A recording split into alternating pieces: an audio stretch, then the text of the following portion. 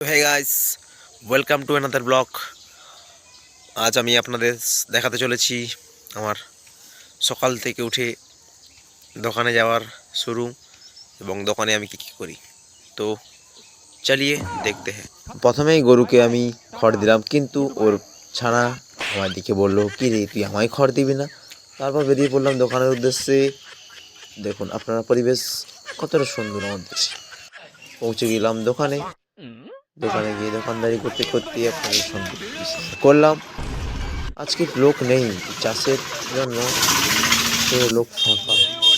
আজ সকালে তেমন কিছু বিক্রি হয়নি, তাই আমি আমার বন্ধুর সঙ্গে কথা বলে আজকের সকালের বিক্রি বাটা খুবই খারাপ অবস্থা, কেননা এই সময় চাষবাস হয়, সেহেতু এই সময় আমাদের ব্যবসা একটু কমও হয়। আমি মেনে নিচ্ছি, কোনো অসুবিধা নেই আমাদের। তো সঙ্গে থাকুন, সাবস্ক্রাইব করুন, সাপোর্ট করুন, যা খুশি তাই করুন, কিন্তু একটু সাপোর্ট করুন। আমি নতুন নতুন শুরু করছি বস। এটা আমার আজকের মিনি ব্লগের শেষ।